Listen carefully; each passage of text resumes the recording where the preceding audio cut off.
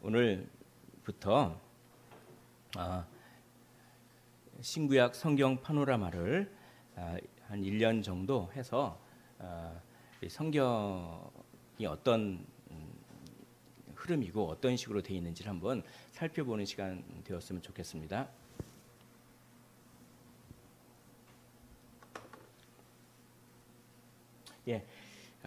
그래서 이렇게 새로운 마음으로 또 이렇게 파노라마를 하는데 이것을 통해서 이제 제가 이렇게 원하는 것은 성경의 어떤 큰 아주 폭포수와 같은 그런 그 하나님의 마음과 그런 게 그 66권을 이렇게 파노라마처럼 쫙 이렇게 가슴 벅차게 쫙 밀려오는 이런 이제 경험을 좀 하셨으면 얼마나 좋을까.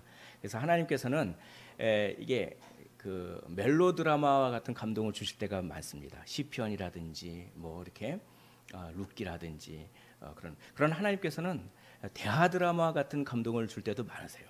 하나님의 놀라운 역사가 그냥 강력하게 올 때, 진짜.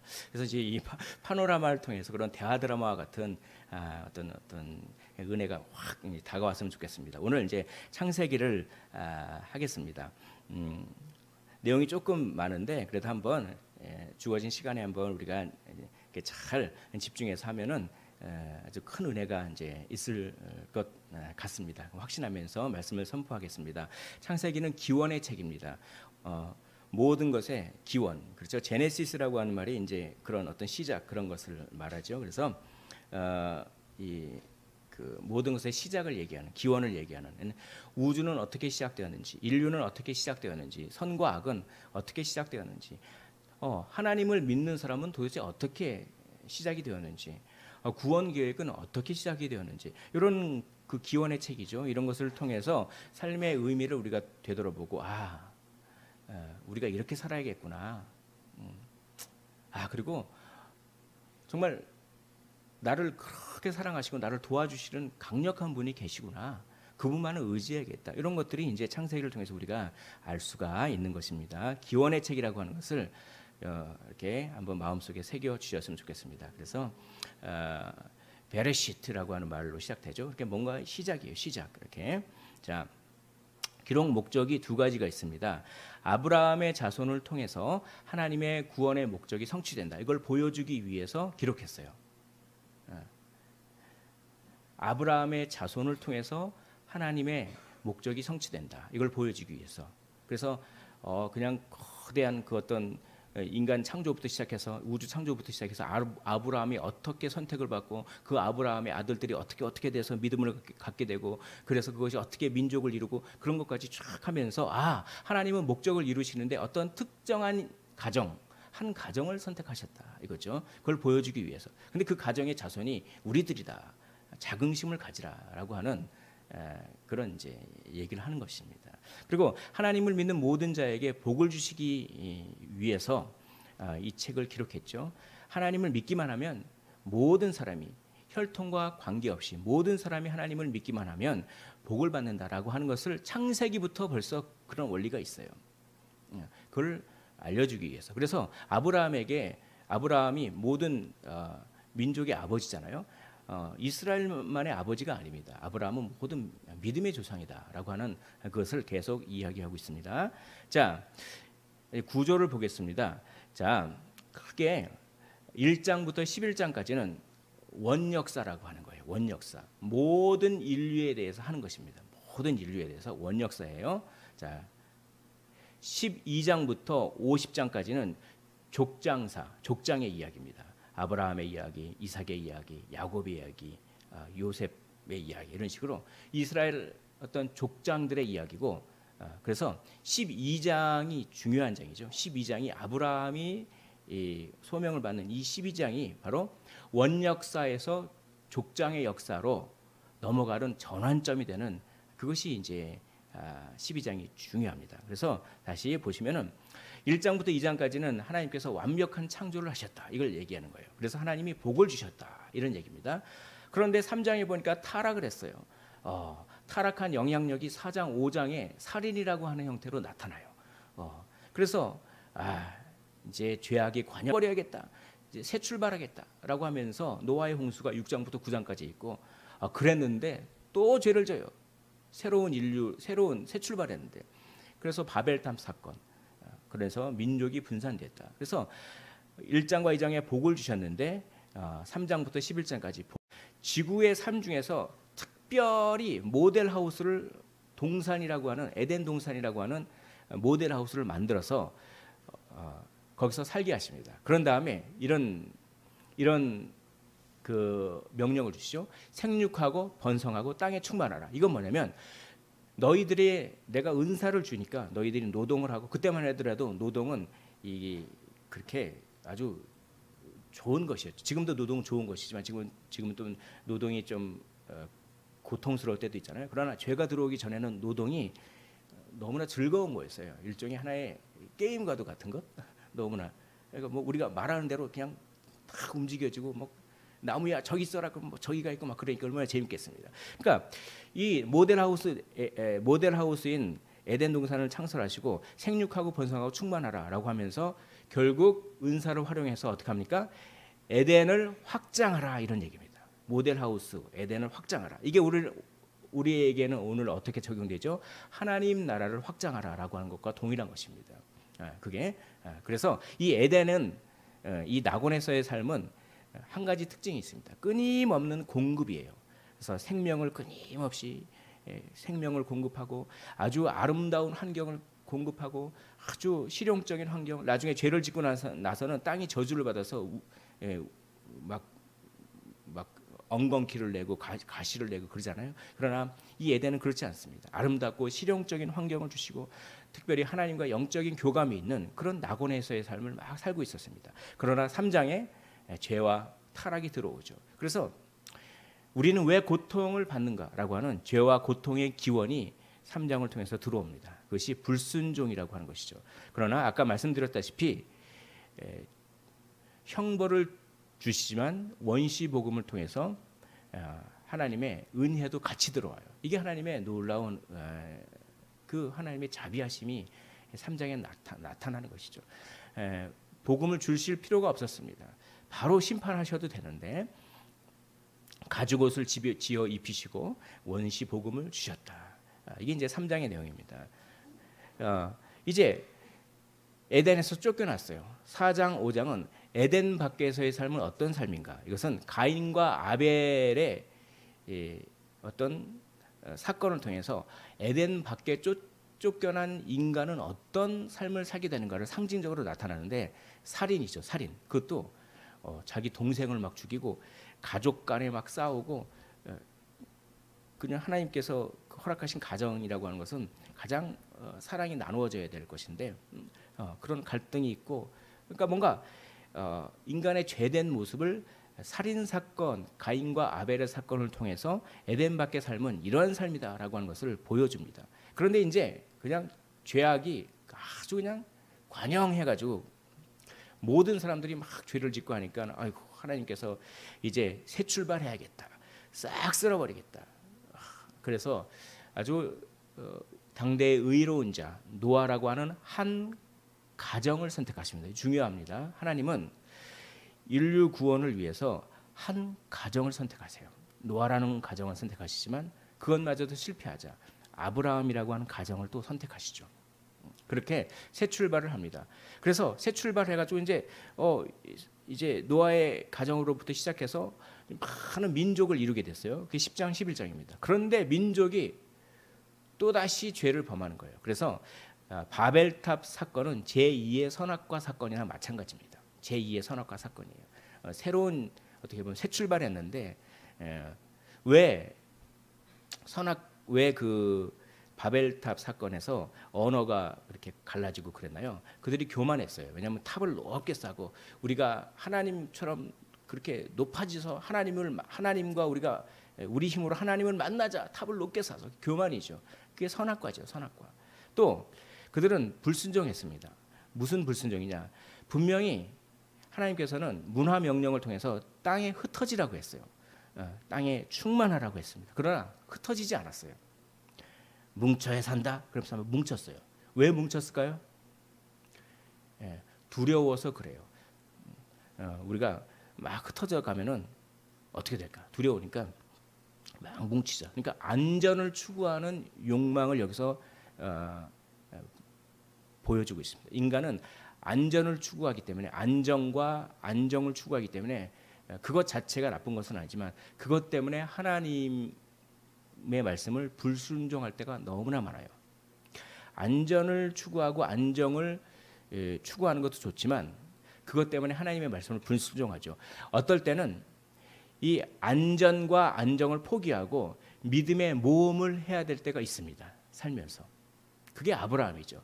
너의 본토 친척 아비집을 떠나 내가 너에게 지시한 땅으로 가라라고 하면서 아브라함은 믿음의 모험을 했습니다. 때로는 모험적인 믿음이 필요할 때가 있습니다. 때로는. 근데 무조건 막 이제 그런 거는 또 아니겠죠. 예. 아무튼 그래서 이 바벨탑 사건은 교만과 안전을 추구하려는 마음 때문에 불순종한 것 때문에 그렇게 다 흩어져 버렸어요. 예. 그럼 어떻게 되냐? 인류가 이제 희망이 하나도 없느냐? 여기 이제 질문이 있죠. 이게 원역사예요. 1장부터 11장까지. 인류에 아무리 노아 홍수를 하고 새롭게 출발하더라도 맨 또다시 제2의 선악과의 그 죄를 짓는데 그러면 인류에게는 희망이 없는가? 이런 질문이 있을 터에 창세기에 굉장히 중요한 전환점이 되는 12장에 도달하게 되는 것입니다. 12장부터 시작해서 한 가정을 노아라고 하는 노아의 가정인 한 가정을 선택하셨듯이 이제 또 다른 가정 한 가정을 또 선택하십니다. 그래서 아브라함의 이야기, 그 아들인 이삭의 이야기, 그 아들인 야곱의 이야기, 그 아들인 요셉의 이야기가 이렇게 펼쳐지는데 이게 겹쳐서 나와요. 아브라함 이야기가 끝나면 이삭 이야기가 나오고 이삭 이야기가 끝나면 야곱 이야기가 나오는 것이 아니라 아브라함 이야기가 한참 진행되는 도중에 이삭 이야기가 살짝 껴들어가고 이삭 이야기가 살짝 진행되는 과정에 야곱 이야기가 껴들어가고 그런 문학적 장치가 있어요. 그래서 이거를 잘 염두에 두시면 좋을 것 같습니다. 그렇게 해서 이제 새로운 한 가정을 선택하셔서 하나님께서 이제 구원 계획을 또 이루시는 그런 하나님의 성실하심을 우리가 여기서 보는 것이죠. 12장 1절부터 25장 18절까지는 믿음의 조상 아브라함의 이야기입니다. 여기 화면을 한번 보시면 아주 많죠. 여기 보면은 이게 한마디로 말해서 하나님께서 언약을 해 주시는데 그 언약이 단번에 이루어지지가 않아요. 그래서 계속 기다리는 이야기입니다. 자, 아브라함의 이야기는 무슨 이야기라고요? 기다리는 이야기예요. 한마디로. 자, 한번 볼까요? 12장에 보니까 아브라함이 소명을 받아요. 소명을 받아서 본토 친척 아비의 집을 떠나 내가 너에게 그렇게 보여주는 땅으로 가라. 내가 너에게 후손을 주겠고 내가 너에게 땅을 주겠다. 그래서 아브라함에게 하신 약속은 두 가지입니다. 후손을 주겠다. 땅을 주겠다. 이거죠. 그런데 아브라함이 하나님께서 보여주신 그 땅으로 갔어요.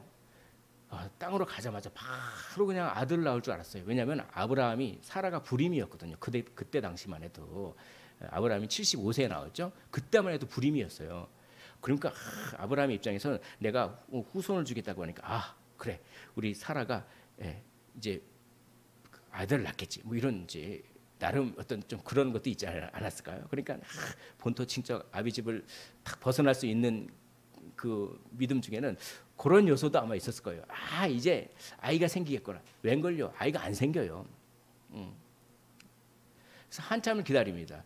그래서 15장에 보면 여러 가지 일들이 있죠. 15장에 보면은 하나님이 아브라함을 찾아오세요. 그래서 다시 언약을 갱신하십니다. 아마 아브라함이 맨 처음에 소명을 받은 이후로 상당한 기간이 지났음에도 불구하고 아이가 안 생기니까 그렇다다가 그런 터에다가 롯하고 자기 조카 롯하고 이별했는데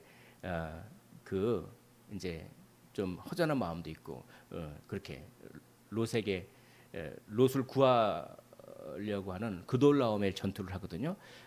그러니까 그돌라오멜 전투를 해요. 14장에 보면은 아브라함이 롯을 구해요. 그러니까 이제 그 전쟁에는 이겼지만 두려운 겁니다. 왜냐하면 그 사람들이 복수할까 봐 두려워해요. 그러니까 막 마음은 두렵지, 아이는 안 생기지, 또 그냥 그러니까 좀 뭔가 마음이 좀 약간 우울해져요.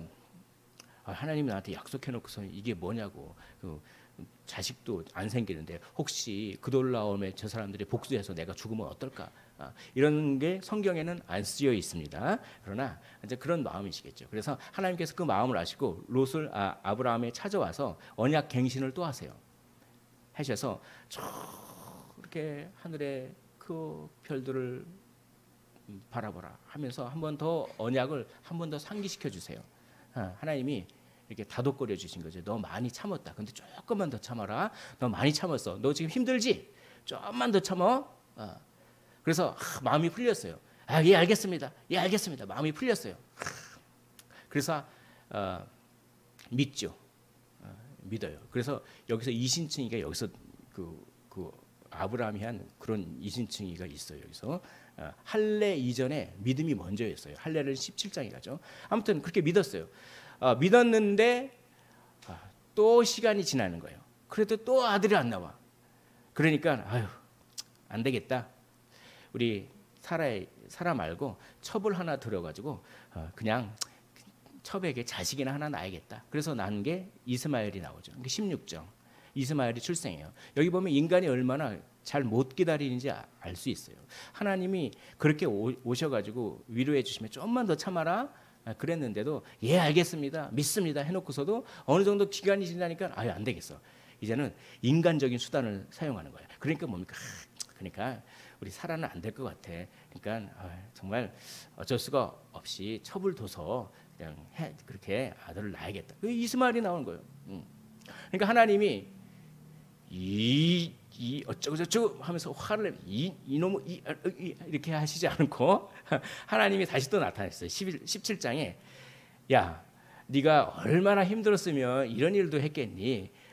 약간 그런 마음이셨을 것 같아요. 하나님이 여기 책망하시지 않거든요. 그래서 그러면 내가 약속을 확실하게 할게. 그래서 할례를 하게 합니다. 할례를 한다는 의미가 뭔지 아십니까? 저를 한번 봐주셨으면 좋겠습니다. 할례는 남자의 생식기에 하는 건데 남자의 생식기는 고대 사회에 무엇을 의미하냐면 생명을 잉태하는 중요한 기관으로 그걸 간주하죠. 맞죠? 그 생식기의 표피를 자른다는 것은 뭐냐면 생명 걸고 약속하겠다 이런 뜻입니다. 그래서 고대 사회에서는 이렇게 약속을 할 때 그렇게 약간 조금 오늘날에 보면 약간 좀 우스꽝스럽지만 이렇게 하체에 있는 데다 손을 이렇게 탁 이렇게 해놓고 그렇게 약속을 해요. 생명. 그러니까 할례를 이렇게 했다는 것은 야 내가 목숨 걸고 약속을 지킬게라고 하는 하나님이 뭐 목숨 건다는 건 좀 그렇지만 아무튼 인간의 언어로 보면 그럴 정도로 내가 약속을 확실히 지킬게라고 하면서 이스마엘이 태어난 걸 보고 하나님이 또 위로를 해주면서 가시면서 할례를 하라고 하시는 거예요. 그래서 할례를 받아요. 아브라함은 그래도 불평을 막 하면서 또 하나님이 믿으라고 믿어요. 그게 참 아브라함의 그래도 너무 강점인 것 같아요. 아브라함이 약점이 많습니다. 완전하지 않아요. 거짓말도 얼마나 많이 했고요. 그리고 그냥 인간적인 수단도 많이 썼지만 아브라함의 강점은 그래도 하나님이 찾아와서 뭐 하라 그러면 해요. 그거를. 그러면서 믿습니다. 자 이제 할례까지 하면서 내가 진짜 목숨을 걸 정도로 그렇게 언약을 맺어주겠다라고 했으니 금방 아이가 생기겠네. 이제 생겼습니까? 안 생겨요. 안 생깁니다. 그러니까 하나님이 18장에 또 찾아오세요. 그래서 18장에 보면 천사를 대접한다라고 하면서 이 천사 중에 아마 이제 하나님께서 여기 아마 제 2위 하나님이시다 이렇게 말씀들도 많이 하시는데 그래서 이렇게 와서 이렇게 사라가 어디 있느냐 사라야 내가 이제 내년 이맘때 이제 하나님이 구체적인 시간도 말씀하셔요. 너 많이 참았지. 내가 볼 때도 많이 참은 것 같다. 이제 조금만 더 참아라. 이제 구체적인 시간도 알려주겠다. 내년 이맘때라고 하는 구체적인 시간을 알려주겠다. 내년 이맘때 너희가 아들을 낳을 거야. 그러니까 사라가 이제는 완전히 못 믿어가지고 비웃습니다. 비웃어요. 그걸 하나님이 듣고 사라가 비웃었다. 막 그렇게 하죠. 그래서 비웃는다를 히브리어로 이차크라고 하죠. 이차크. 네가 비웃었느냐? 네가 이차크했느냐? 이러죠. 그래서 나중에는 너의 이차크를 내가 이차크로, 너의 비웃음을 내가 웃음으로 만들어 주겠다라고 하면서 이삭이 이제 태어난 것이죠. 그렇게 해서 21장에 보면 이삭이 탄생했습니다. 그리고 22장에 보면 그 이삭을 번제로 드리라고 합니다. 그런데 여기서는 아브라함이 완전히 다른 사람이 돼요. 아브라함이 그 전에는 인간적인 수단을 강구하기도 하고 막 그 20장에 보면 아비멜렉을 그 두려워서 자기 사라를 뭐 여동생이라고 그러고 뭐 그렇게 아비멜렉을 속이기도 하고 막 그랬는데 이 22장에서는 번제로 드리라니까 주저없이 칼을 탁 들어가지고 그냥 치려고 하는 거예요. 어떻게 이런 믿음이 생겼을까요? 하나님이 약속을 반드시 지킨다는 것을 뼈저리게 경험했기 때문에 그래요. 그러니까 막 75세부터 시작해서 막 100세가 될 때까지 20 몇 년간을 그냥 기다리다 그 하나님께서 때때로 나타나 주셔서 위로해 주시고 그렇지만 또 그냥 이스마엘도 하고 뭐 이렇게 했는데 나중에는 어떻게 보면 자포자기였을지도 모르겠습니다. 근데 그냥 또 나타나서 내년 이맘때 그렇게 하니까 얘 뭐 그냥 어떻게 보면은 그냥 믿는다는 것처럼 얘기하지만 속으로는 그럴 수 있겠어 뭐 이렇게 마음 먹을 수도 있었을지도 모르겠습니다. 그런데 진짜 이삭이 태어난 거예요. 100세에. 이거는 그 사라의 생리가 끊어졌더라 이런 얘기도 나오고 과학적으로 보면은 뭐 이게 있을 수가 없는 일이죠. 이 이삭이 태어날 때 아브라함의 인생이 완전히 바뀝니다. 와, 하나님은 한 번 말씀하시면 반드시 지키는구나. 하나님은 나에게 후손을 준다고 했지. 그 약속을 반드시 지키시겠지. 이걸 압니다. 그러니까 만약에 하나님께서 나에게 후손을 준다고 약속하셨는데 하나님이 이삭을 번제로 드리라고 하면 그러면 하나님이 약속을 반드시 지키기 때문에 그 이삭을 도로 살려내시겠지라고 하는 그런 믿음이 생긴 거예요. 만약에 아브라함이 소명을 받은 다음에 바로 1년 안 돼서 이삭이 태어났습니다. 그러면 이런 믿음을 가질 수 있을까요? 만약에 아브라함이 이제 소명을 받은 다음에 그래 내가 너에게 후손을 줄게. 너 지금 불임이지? 그래 내가 너에게 땅도 주고 후손도 줄게. 나 따라와. 그래서 딱 따라왔습니다. 그래서 세겜 땅에 딱 도착해가지고 하나님 여기가 맞습니다. 막 이렇게 예배드리고. 근데 바로 그 다음날 임신을 한 거예요. 하나님 정말 하나님은 약속을 정말 잘 지키시는 분이네요. 정말 하나님을 막 찬양하고 그랬습니다. 근데 그 다음에 이제 한두 달 있다가 그 이삭을 번제로 드리라. 만약에 그랬으면 아브라함이 드릴 수 있었을까요? 하나님은 우리의 믿음을 성장시키시는 것이 목적이지 그냥 우리에게 뭔가를 응답해 주시는 그 자체가 목적이 아닌 것이죠. 우리는 기도를 할 때 응답을 목적으로 합니다. 그러나 하나님은 좀 다르세요. 하나님은 우리의 인격을 목적으로 하세요. 그렇기 때문에 기도 응답을 생각보다 많이 늦추십니다. 우리는 기도 응답이 우리의 목적일 수가 있지만 하나님은 우리의 인격이 목적이세요. 그렇기 때문에 이런 아브라함의 이 이야기를 통해서 하나님이 그런 분이시구나. 좀만 더 기다리셨으면 좋겠습니다. 좀 힘드신 거 있고 그래도 이삭이 반드시 태어나거든요. 비웃음을 웃음으로 만드시거든요. 조금만 더 기다리십시오. 조금만 더. 하나님이 반드시 이삭을 그 웃음을 우리에게 주신다고 아브라함 이야기가 우리에게 이야기하고 있습니다. 그래서 아브라함이 이렇게 이제 이야기가 끝나고 이삭 이야기가 있는데 이삭 이야기는 잊혀진 족장이다라고 합니다. 이삭 이야기는 그렇게 많이 안 나와요. 왜냐하면 아브라함의 삶을 그대로 답습하고 있습니다. 그래서 어떤 특별한 것은 없이 아브라함의 삶을 이삭도 순종을 많이 하고 때로는 아브라함도 자기 아내를 누이로 속였듯이 이삭도 자기 아내를 누이로 속이고 그러니까 아브라함의 삶을 그대로 답습하는 모습을 통해서 인간의 연약함을 그렇게 보여주죠. 그러면서 이삭의 이야기가 창세기 전체의 이야기를 함축적으로 보여준다. 이 얘기는 뭐냐면 인간은 연약하지만 하나님이 그 연약한 인간을 위하여 일하신다. 이게 창세기의 가장 중요한 이야기 중에 하나입니다. 이삭이 이렇게 온유해서 막 이렇게 순종하고 그럴 때도 있었지만 또 이삭도 이렇게 순종하지 못할 때도 있었고 또 이삭이 가장 실수한 게 무엇입니까? 말년에 잘못했어요. 노아도 말년에 그냥 포도주를 먹고 그냥 이렇게 약간 벌거벗은 뭐 비슷하게 이렇게 했지만 그렇게 믿음 좋았던 노아도. 그러니까 우리가 믿음을 끝까지 지키기가 너무나 힘들죠. 그냥 그 이삭도 그렇게 나름 그렇게 아주 이삭의 삶을 보면은 상당히 온유한 삶이었어요. 그래도 말씀을 잘 지켰습니다. 그런데 말년에 이삭이 그렇게 맛집 찾아다니는 걸 좋아해. 이삭이. 그 음식을 그렇게 좋아해. 그러니까 음식을 좋아하니까 그냥 해롱해롱 거리니까 뭐 야곱이 그걸 틈타 가지고 맛있는 음식을 탁 하니까 이건 무슨 풍미냐. 뭐 그래서 마땅히 이삭 아버지로서 해야 할 역할을 못 하는 거예요. 그래서 그냥 그 탐식 때문에 음식 그런 것들 때문에 그렇게 그냥 결국 어떻게 보면 형제들끼리 싸우게 만들어요. 부모님의 역할을 잘할 때 형제들이 이렇게 화해할 확률이 더 많이 있죠.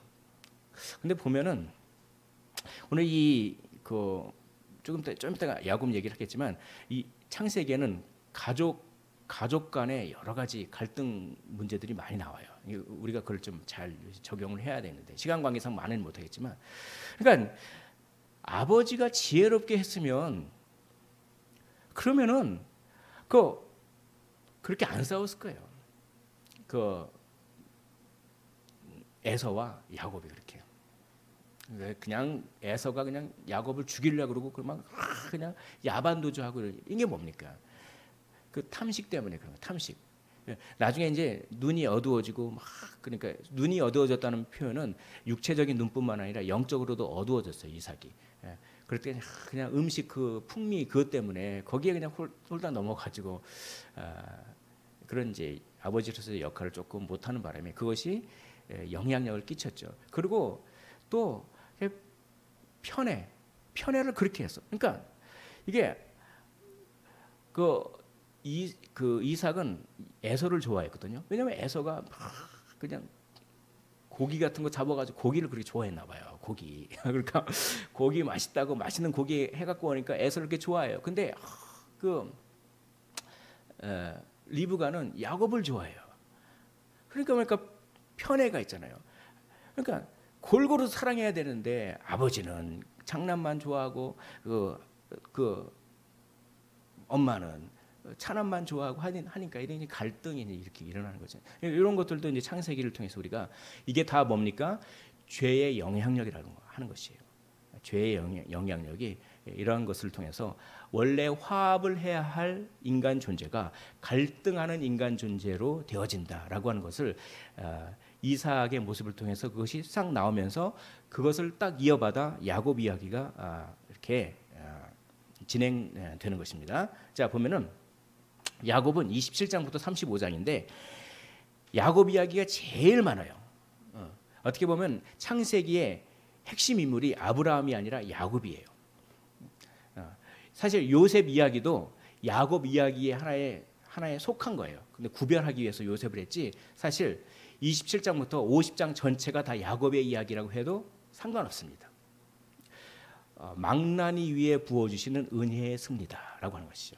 야곱이 인생이 바뀌는 것을 통해서 창세기 기자는 모세는 우리에게 무엇을 강조하기 위해서 야곱의 인생을 그렇게 가장 길게 했을까요? 우리가 야곱이라는 것이죠. 우리가 야곱이고 우리가 은혜 받으면 야곱이 이스라엘로 바뀌었듯이 우리가 그렇게 바뀌게 된다라고 하는 것을 알려주기 위해서 야곱의 이야기가 그렇게 긴 거예요. 야곱이 25장에 보니까 출생을 해서 벌써 야곱의 이름이 뭔지 아십니까? 뒤꿈치를 잡고 나는 자기 힘으로 못 나니까 형의 뒤꿈치를 잡고 아주 비열한 비겁한 그런 야곱의 이름은 비겁한 아주 그냥 술수를 잘 쓰고 그래서 바로 팥죽 한 그릇에 그냥 물론 이제 에서도 잘못했지만 장자권을 거래하고 그냥 그 탐식을 일삼는 그 아버지를 갖다가 그렇게 잘 교묘하게 해가지고 축복을 빼앗아 버리고 그러니까 야반 도주하는데 막 두려운 거예요. 야곱이 겁이 많았던 것 같아요. 막 그냥 자기 외삼촌 집 라반으로 가기 위해서 막 가는데 막 이렇게 두려워요. 두려운데 이제 베델이라고 하는 28장에 보면 베델이라고 하는 곳에서 자는데 하나님께서 사닥다리를 쫙 내려주셔서 사닥다리에 천사들이 오르락 내리락 하는 꿈을 꾸게 해요. 그게 뭡니까? 하나님께서 야곱을 지키신다 그런 뜻이에요. 이걸 이제 좀 재밌게 표현하자면 근무교대하는 거죠. 하나님이 천사를 시켜서 내가 사랑하는 야곱이 지금 어떻게 탈이 없는지 좀 알아보고 오라. 그러니까 천사들이 우르르 내려갔다가 야곱을 갖다가 경비를 쓰는 거지. 야곱을 다 경비를 썼다가 근무교대 한 천사가 우르르 올라가고 또 다른 천사가 우르르 내려오고 이걸 그런 식으로 해석하는 학자들이 있습니다. 일리가 있죠. 야곱이 뭔데 그렇게 하늘로부터 사닥다리를 그렇게 내리셔서 천사들을 경비로 붙이는 그게 야곱이 우리죠. 우리가 뭔데 하나님은 그렇게 임마누엘을 여기 상징하고 있습니다. 그 베델에서 그 꿈을 꾸고 야곱이 확신을 가져요. 하나님이 나를 지켜주셔서 내가 외삼촌 집에 그렇게 탈 없이 가고 다시 이 고향으로 올 수가 있겠구나. 이걸 확신을 가져요. 그래서 베델에서 이제 언약을 하죠. 내가 11조도 내고 다시 베델로 와서 제단을 쌓고 막 그럽니다. 이제 그렇게 해서 이제 별탈 없이 라반의 집으로 갔는데 그러니까 라반에게 속지요. 그 라헬이 줄 알았는데 그래 레아가 들어오고 그러니까 그렇게 많이 속였던 그 야곱은 본인도 속임을 당하는 거예요. 오히려 자기보다 한 수 위인 외삼촌인 라반에게 그렇게 당합니다. 그래서 결국은 이렇게 어떻게 갈등이 있고 그래서 다시 이렇게 도망치듯이 나옵니다. 나오는데 에서가 찾아오고 있다는 것을 들었어요. 그래서 32장에 보면은 이제 씨름해요. 에서가 무서워요. 무서우니까 그냥 에서가 날 죽이려고 이렇게 군사를 끌고 오고 있다는 소문을 듣고 막 무서워 있는데 잠도 못 자고 있는데 갑자기 천사가 와가지고 씨름합니다. 막 씨름해요. 이 씨름이 무엇을 상징할까요? 이 씨름은 하나님의 축복권을 그렇게 받으려고 하는 그런 씨름이에요. 하나님이 나를 축복만 해주면 에서가 쳐들어오더라도 나를 오더라도 나는 탈이 없을 것이다. 이런 믿음이 있었어요. 이런 믿음 자체는 좋은 것이죠. 이것은 우리에게 어떻게 적용합니까? 기도로 씨름하라는 것입니다. 우리는 무엇으로 씨름합니까? 우리는 세상 염려, 걱정 가지고 씨름하잖아요. 어떻게 할까? 그런 일 가지고 막 씨름하잖아요. 그런데 그렇게 씨름하지 말고 기도로 하나님과 씨름하라는 거예요. 하나님을 꽉 붙잡고 놔주지 않는 거죠. 하나님이 나를 축복해 줄 때까지. 그러니까 이제 하나님께서 이렇게 툭 치셔가지고 이 엉덩이 뼈를 쳐가지고 절룩절룩 걸게 하시는데 뭡니까? 이름을 바꿔주죠. 너의 이름이 이제 야곱이 아니라 비겁한 자 그런 야곱이 아니라 이스라엘이라. 즉 하나님과 겨루 이겼다라고 하는. 그런데 쩔뚝거려요. 환도뼈를 쳤기 때문에. 그러니까 뭡니까?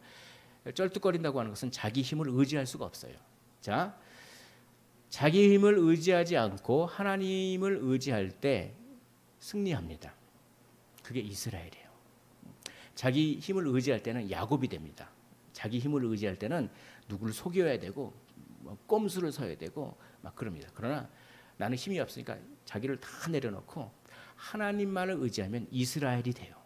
하나님과 사람과 겨루 승리할 수가 있는 것이죠. 이름은 이스라엘인데 쩔뚝쩔뚝 걷게 되죠. 그리고 에서와 재회를 하는데 에서가 중간에 마음이 바뀌었어요. 그래가지고 서로 부둥켜 안고. 그래서 에서의 얼굴을 보면서 유명한 말을 하죠.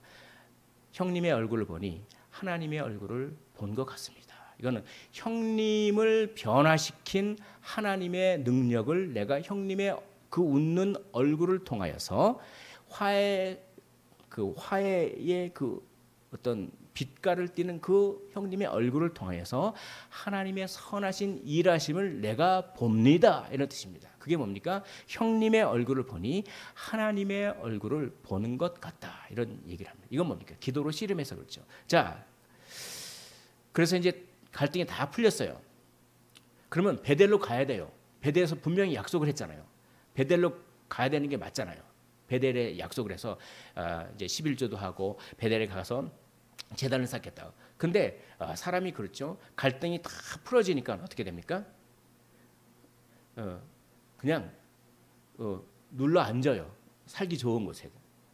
그러니까 자기 딸이 강간을 당합니다. 그래서 어쩔 수 없이 거기를 피해야 되는 그런 사건을 만드세요. 그래서 결국 베델로 돌아갑니다. 결국. 그러니까 처음부터 베델로 들어갔으면 됐을 텐데. 그래서 이런 이야기 흐름 가운데 우리는 이걸 알 수가 있죠. 갈등의 사람에서 화해의 사람으로 바뀌었다라고 하는 것입니다. 자신을 의지하는 삶에서 하나님을 의지하는 삶으로 바뀌었다라고 하는 것이죠. 야곱에서 이스라엘로 바뀌었다라고 하는 것입니다.